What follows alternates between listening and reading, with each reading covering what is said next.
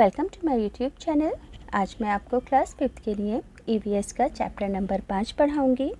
साथ ही साथ पूरे ही चैप्टर के सभी क्वेश्चन आंसर भी लिखने बताऊंगी, ताकि अलग अलग वीडियो को देखने में आपका थोड़ा भी टाइम वेस्ट ना हो। तो पढ़ना स्टार्ट करते हैं। बुक के पेज नंबर 42 पर चैप्टर नंबर 5 है, जिसका नाम है बीज बीज बीज। यानी कि बच्चों, आप इस चैप्टर में फलों और सब्जियों के अलग अलग तरह के बीजों के बारे में पढ़ोगे। बीजों के बारे में आपको इस चैप्टर में पढ़ाया जाएगा। तो पढ़ना स्टार्ट करते हैं। गोपाल की मौसी का परिवार छुट्टियां बिताने अगले दिन घर आने वाला था। समझ में आया कि गोपाल के घर उनकी मौसी रहने के लिए आने वाली थी। तरह तरह का खाना बनेगा और सब बच्चे खूब खेलेंगे। ये सोचकर गोपाल बहुत खुश हो रहा था। इतने में माँ ने आवाज़ लगाई, गोपाल, रात में 2 कटोरी चने याद से भिगो देना। माँ को बुआ के घर जाना था और वो सुबह लौटने वाली थी। तो गोपाल ने रात में चने भिगोते हुए सोचा, माँ ने बस 2 कटोरी चने कहा, वो भी 8 लोगों के लिए। अरे ये तो बहुत कम पड़ जाएंगे। इसलिए उसने 4 कटोरी चनों को भिगो दिया। तो सुबह माँ वापस आई तो गोपाल को बुलाया और कहा, इतने सारे चने तुमने क्यों भिगो दिए? देखो, ये बर्तन से बाहर आ गए हैं। तो गोपाल सोच में पड़ गया। अरे ये कैसे हुआ? माँ ने कहा, चलो अच्छा ही हुआ तुमने इतने चने भिगो दिए। अब मैं आधे चने अंकुरित करके बुआ के लिए भिजवा दूंगी। क्या कहा माँ ने कि तुमने ज़्यादा चनों को भिगो दिया है, अब मैं इनमें से आधे चनों को अंकुरित कर दूंगी। आप सभी बच्चों ने अंकुरित चने देखे होंगे, जैसे कि दाल मोठ खाई होगी। दाल मोठ के अंदर इस तरीके से, चनों के अंदर इस तरीके से अंकुरन निकल जाता है। दाल के अंदर भी ऐसा अंकुरन निकल जाता है। तो अंकुरन करके बीजों को खाने से वो बहुत ज़्यादा पौष्टिक हो जाते हैं। तो डॉक्टर ने बुआ को अंकुरित खाना खाने की सलाह दे रखी है। माँ ने अंकुरित करने के लिए भीगे हुए चनों को एक कपड़ों में लपेटकर टांग दिया। क्या किया माँ ने कि चनों को अंकुरित करने के लिए माँ ने भीगे हुए चनों को एक कपड़े में लेकर टांग दिया। अब है बच्चों इस चैप्टर के क्वेश्चन आंसर। पहला क्वेश्चन है कि तुम्हारे घर में कौन कौन सी चीज़ें खाना बनाने से पहले भिगोई जाती हैं और उन्हें क्यों भिगोया जाता है? तो आंसर होगा कि हमारे घर में दाल, चावल, सोयाबीन, चने आदि को भिगोया जाता है। भिगो कर पकाने से ये कम समय में पक जाते हैं। क्या लिखोगे कि भिगोकर पकाने से ये कम समय में पक जाते हैं। अगला क्वेश्चन है कि तुम्हारे घर में कौन कौन सी चीज़ों को अंकुरित करके खाया जाता है और उन्हें कैसे अंकुरित किया जाता है और अंकुरित करने में कितना समय लगता है? तो आंसर लिखोगे कि मेरे घर में चना तथा मूंग अंकुरित करके खाए जाते हैं। चने तथा मूंग को रात भर पहले पानी में भिगोया जाता है। सुबह उसे पानी से निकालकर गीले कपड़े में रख देते हैं। चने को अंकुरित होने में 32 से 48 घंटे लगते हैं और मूंग को अंकुरित होने में 24 से 30 घंटे लगते हैं। इसी तरह से तीसरा क्वेश्चन है कि क्या तुम्हें या तुम्हारे आसपास किसी को डॉक्टर ने अंकुरित खाना खाने की सलाह दी है और क्यों सलाह दी है अंकुरित खाना खाने की? तो आंसर लिखोगे कि हाँ, मेरी माँ को डॉक्टर ने अंकुरित खाना खाने की सलाह दी है, क्योंकि ये अधिक पौष्टिक होते हैं। तो बच्चों स्क्रीनशॉट लेकर हैंड टू हैंड तीनों ही क्वेश्चन आंसर कॉपी में लिखते जाना, ताकि बाद में दिक्कत ना आए। आगे है पेज नंबर 43 पर, करके देखो। याद है कक्षा 4 में जड़ों का जाल पाठ में तुमने बीज के प्रयोग किए थे। आओ अब हमें एक और प्रयोग करना है। तो सबसे पहले क्या करोगे कि चने के कुछ दाने और 3 कटोरियाँ लो। पहली कटोरी में चने के 4-5 दाने लो और कटोरी को पानी से पूरा भर दो। 3 कटोरियाँ लेनी है। पहली कटोरी में चने के 4-5 दाने डालकर पानी से भरना है। दूसरी कटोरी में भी उतने ही चने भीगी हुई रुई या कपड़े में लपेट कर रख दो, जितने चने पहली कटोरी में लिए थे, मगर अब आपको भीगी हुई रुई के अंदर लपेट कर रखने हैं। कपड़ा या रुई सूखने ना पाए, इस बात का ध्यान रखना है। और तीसरी कटोरी में बिना पानी के केवल चने रखने हैं। तो तीनों कटोरियों को अब आपको ढककर रख देना है। तो अब आपको इस सिचुएशन के अकॉर्डिंग इन सभी क्वेश्चन के आंसर देने हैं कि क्या बीजों को हवा मिल रही है पहली कटोरी में? नहीं। दूसरी कटोरी में हवा मिल रही है और तीसरी कटोरी में भी हवा मिल रही है क्योंकि पहली कटोरी में पानी है। क्या बीजों को पानी मिल रहा है? तो दोनों कटोरियों में पानी मिल रहा है। और तीसरी कटोरी में सूखे चने हैं इसलिए नहीं मिल रहा। बीजों में क्या बदलाव आया? तो पहली कटोरी के चने फूलकर बड़े हो गए, दूसरी कटोरी के चने भी फूलकर बड़े हो गए, मगर तीसरी कटोरी में कोई बदलाव नहीं आया। क्या बीजों के अंदर अंकुरन हुआ? तो जो दूसरी वाली कटोरी थी उसके बीजों में अंकुरन हुआ जो कि रुई के अंदर रखे हुए थे, बाकी दोनों में नहीं हुआ। अब है बताओ और लिखो, किस कटोरी में बीजों में अंकुरन हुआ? इस कटोरी में बाकी कटोरियों के बीजों के मुकाबले में क्या अंतर था?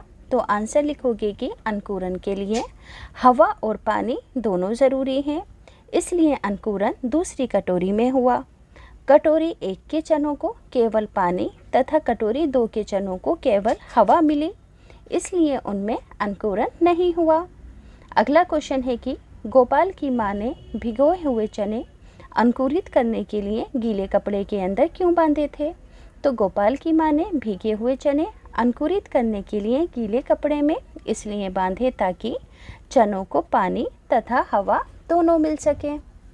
अब है पेज नंबर 44। देखो यहाँ पर है, साबुत मसूर के दलने से मैं दाल बनी हूँ, लेकिन मुझे तुम अंकुरित नहीं कर सकते। क्यों अंकुरित नहीं कर सकते? दली हुई दाल को यानी कि धुली हुई दाल को हम अंकुरित क्यों नहीं कर सकते? टूटी हुई दाल को, क्योंकि मसूर की दली हुई दाल अंकुरित इसलिए नहीं हुई क्योंकि वे बीज से टूटी हुई थी तथा अंकुरन हमेशा साबुत अनाजों में होता है। यहाँ पर आपको चित्र बनाना है। अपने अंकुरित बीज को ध्यान से देखो और उसका ऐसा आप चित्र बना देंगे। आगे है, किसका पौधा कितना बड़ा? एक गमला या चौड़े मुंह वाला डिब्बा लो, इसके नीचे छोटा सा छेद करके मिट्टी भरो।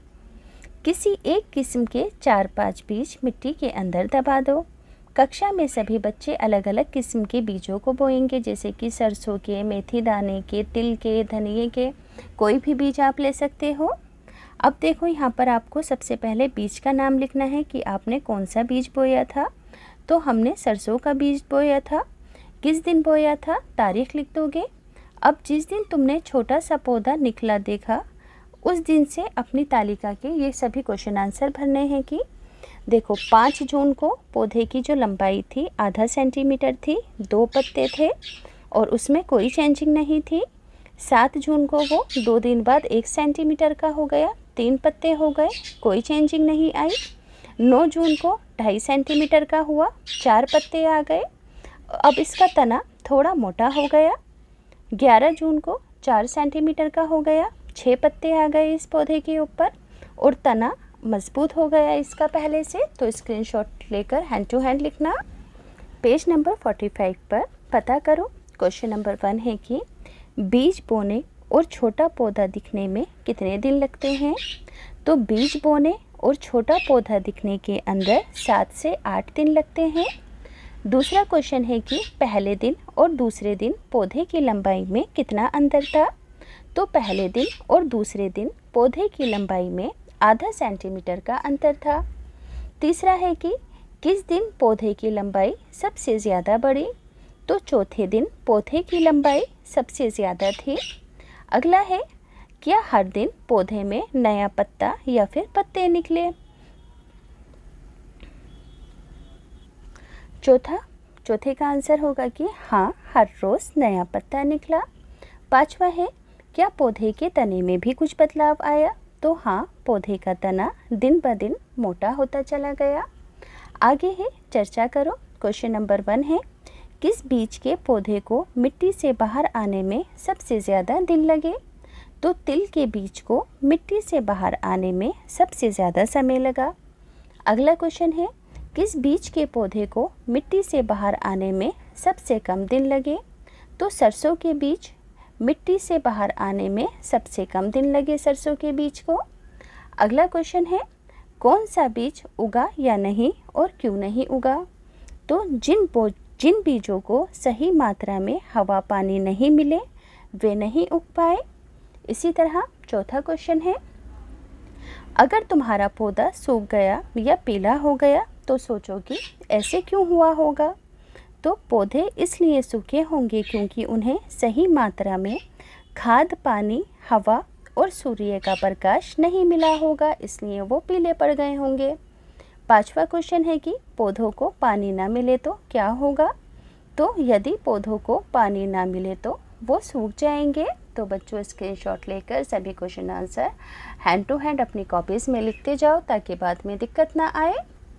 आगे है दिल की बात बताओ, बीज के अंदर क्या होता है। तो बीज के अंदर बीजपत्र होता है। छोटे से बीज से इतना बड़ा पौधा कैसे बन जाता है। तो बीज मिट्टी से पानी तथा खनिज लवण प्राप्त करने के बाद सूर्य का प्रकाश पाकर पौधा बन जाता है। पेज नंबर 46 पर सोचो और कल्पना करो, अगर पौधे चलते तो क्या होता, चित्र बनाओ। तो देखो, अगर बच्चों पौधों के पैर होते तो सभी लोग इनके पीछे पीछे, इन्हें खाने के लिए जानवर इनके पीछे पीछे भागते। तो आप भी ऐसा एक चित्र बना देना। आगे है, क्या कुछ पौधे बिना बीज के भी उगते हैं।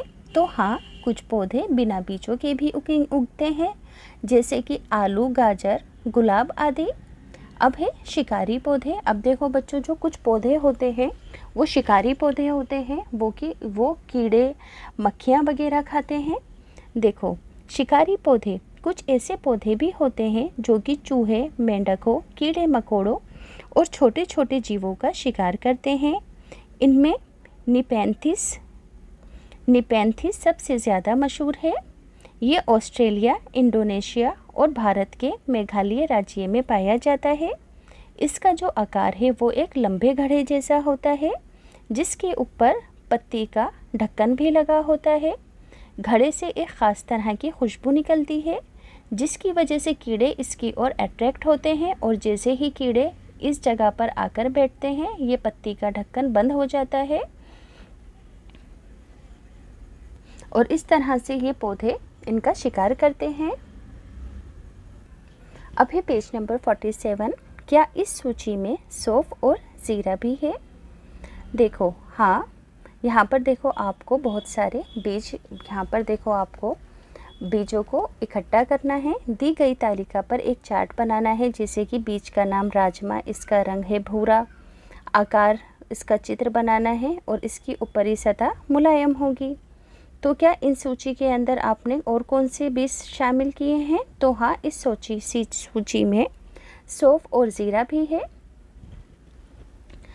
इकट्ठे किए गए बीजों में सबसे छोटा और सबसे बड़ा बीज कौन सा है जो आपने इकट्ठे किए थे। तो सबसे छोटा बीज सौंफ का और सबसे बड़ा बीज आम का है। आगे है समूह बनाओ और लिखो। जो बीज मसालों के रूप में इस्तेमाल होते हैं वो है जीरा, सरसों और सौंफ। जो सब्ज़ी के रूप में इस्तेमाल होते हैं बीज, जैसे कि जो सब्ज़ी के बीज हैं, जैसे कि भिंडी, टमाटर, खीरा आदि सब्ज़ी के बीज हैं। जो फलों से इकट्ठे किए गए बीज होंगे वो होंगे सेब, संतरा, पपीता आदि के बीज फलों से इकट्ठे किए गए हैं। जो हल्के हैं, फूंक मारकर पता कर सकते हो। तो हल्के बीज कौन कौन से होंगे, जैसे कि जीरा, सरसों से सौंफ और तिल, ये सभी बीज कैसे हैं, बिल्कुल हल्के हल्के बीज हैं। जो चपटे हैं, राजमा, सेब, जीरा आदि के बीज चपटे हैं। समूह बनाओ और कितने समूह बना पाए आप, है ना। समूह बनाकर और कितने समूह बनाए आपने, जिन्होंने अलग अलग तरह के बीजों को इकट्ठा किया। क्या तुम बीजों से खेलने वाला कोई खेल जानते हो, अपने साथियों से बात करो। तो इमली और रीठे के बीज से गोटी बनाकर हम खेलते हैं। इसी तरीके से है आगे घुमक्कड़ बीज। पौधे अपनी सारी ज़िंदगी एक ही जगह खड़े रहते हैं, ये चलते नहीं हैं, लेकिन इनके बीज बड़े ही घुमक्कड़, बड़े ही घूमने वाले होते हैं। पौधों के बीज बहुत दूर दूर तक पहुंच जाते हैं। बच्चों, सेकंड क्वेश्चन था कि समूह बनाओ और कितने समूह बना पाए आप इन बीजों के। तो पहले छोटे बीज, मोटे बीज, बड़े बीज, हल्के बीज, चपटे बीज, पानी में तैरने वाले बीज आदि, इस तरीके के समूह बन सकते हैं बीजों के। अब यहाँ पर दो चित्र हैं। चित्र 1 में देखो, ये बीज हवा की मदद से कैसे उड़ते हैं। आपने देखा होगा कि बुढ़िया देखी होगी आपने उड़ने वाली, उसके रेशे रेशे से निकले होते हैं। तो क्या तुमने भी कभी कोई बीज उड़ते हुए देखा है? तो हाँ, हमने बीज उड़ते हुए देखे हैं। तुम्हारे यहाँ इसको क्या कहते हैं? तो हम इसे बुढ़िया दादी कहते हैं। अब अनुमान लगाओ कि तुम्हारे बीजों के समूह में से कितने बीज हवा से बिखरते होंगे। तो सरसों के, सौंफ के, ज़ीरा आदि हवा में बिखरते होंगे, क्योंकि ये बिल्कुल हल्के फुल्के होते हैं। अब चित्र 2 को ध्यान से देखो। ये बीज हवा में तो उड़ नहीं पाता, ये जानवरों की खाल और हमारे कपड़ों में अटक जाता है ना मुफ्त में सेर। इस बीज को देखकर तुम्हारे मन में क्या आइडिया आया? तो इन बीजों से मेरे मन में फ़ोटो फ्रेम को सजाने का आइडिया आया कि मैं इन बीजों से क्या क्या कर सकती हूँ, कैसे कैसे फ़ोटो को सजाया जा सकता है और भी डेकोरेशन की जा सकती है इन बीजों के ज़रिए से। ये जो सख्त सख्त से बीज यहाँ पर हैं। अब सभी बच्चे जानते हैं कि वेलक्रो किसे कहते हैं। देखो, चप्पलों के अंदर या बस्तों के अंदर स्ट्रैप लगा होता है, जिसे हम खोल बंद करते हैं तो चट चट की आवाज़ आती है। काला काला सा कुछ टेप जैसा लगा होता है, तो उसको वेलक्रो कहते हैं। तो ये घटना 1948 की है। एक दिन जॉर्ज नाम के जो इंसान थे, जॉर्ज मैस्ट्रल, अपने कुत्ते के साथ सैर करके कहीं से लौटे। उन्होंने पाया कि उन दोनों पर बीज चिपके हुए हैं। तो उन्होंने इन बीजों को अपने कपड़ों से चिपका देखकर वो बहुत हैरान हुए। उन्होंने झट से अपना माइक्रोस्कोप निकाला, बीजों को बारीकी से उन्होंने देखा, तो बीजों के अंदर छोटे छोटे हुक थे। इनकी मदद से बीज कपड़ों के रेशों के ऊपर अटक गए थे।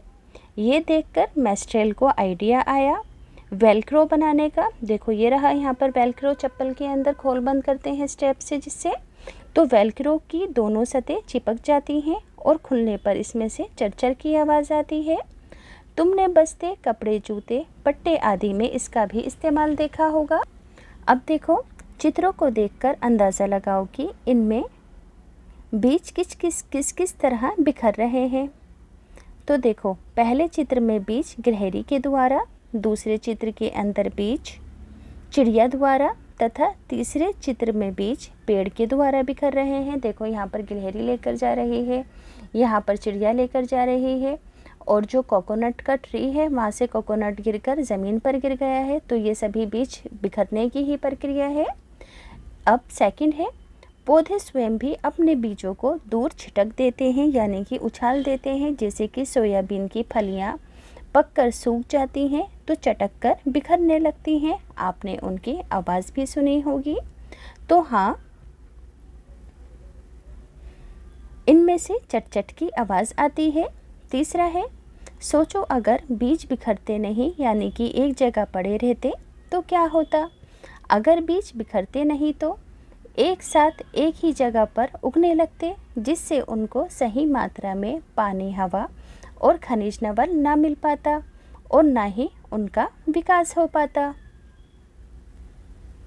तो बच्चों, स्क्रीनशॉट ले लेना और hand to hand question answer लिखते जाना। आगे है, कौन कहाँ से आए जी। बीज को बिखरने वाली सूची में क्या तुमने हमें यानी इंसानों को शामिल किया है? हाँ, हम भी बीजों को यहाँ से वहाँ पहुँचाते हैं। समझ में आया कि बीजों को भी हम एक जगह से दूसरी जगह हम भी ले जा सकते हैं, जैसे कि जानवर लेकर जाते हैं। कोई पौधा खूबसूरत लगे, कोई पौधा दवाई में उपयोगी हो, हम उसके बीज अपने बगीचे में उगाने के लिए ले आते हैं। ये पौधे बड़े होते हैं और दूर दूर तक बिखर जाते हैं। कई साल बाद तो लोगों को ये याद ही नहीं रहता कि ये पौधे हमेशा यहाँ नहीं उगते थे, ये तो कहीं और से आए हैं। पता है मिर्ची हमारे यहाँ कहाँ से आई है? इसे पुर्तगाल देश के व्यापारी दक्षिण अमेरिका से भारत लेकर आए थे और अब ये सारे भारत के अंदर उगाई जाती है। अब अगला क्वेश्चन यहाँ पर बोला है कि एक सूची बनानी है कि बीज किस किस तरह से बिखरते हैं। तो जानवरों के द्वारा, पक्षियों के द्वारा, हवा के द्वारा और पानी के द्वारा बीज बिखरते हैं। तो यहाँ पर मैंने इसकी सूची इस तरह से बना दी है, आप भी बना देंगे। आगे है कि क्यों जान गए ना, क्या तुम सोच सकते हो अगर ये हमारे यहाँ नहीं आए होते बीज तो हमारी ज़िंदगी कैसी होती। दुनिया के नक्शे में इन दो देशों को ढूंढने की कोशिश करो। देखो यहाँ पर बोला है कि तुम्हें क्या लगता है कि इन बीजों को अंकुरित होने के लिए किन किन चीज़ों की ज़रूरत हुई होगी। तो इन बीजों को अंकुरित होने के लिए हवा पानी की ज़रूरत हुई होगी। अगर इन बीजों को इनमें से कोई चीज़ ना मिली होती तो बीजों में कोई परिवर्तन नहीं होगा। बीज किस किस तरह बिखरते हैं, किन्हीं दो तरीके के बारे में बताओ। तो बीज हवा पानी तथा पक्षियों के द्वारा बिखरते हैं। हल्के बीज हवा के द्वारा एक जगह से दूसरी जगह पहुंच जाते हैं और कुछ पानी में बहकर दूर दूर तक चले जाते हैं। तो बच्चों यहाँ से चैप्टर कंप्लीट होता है।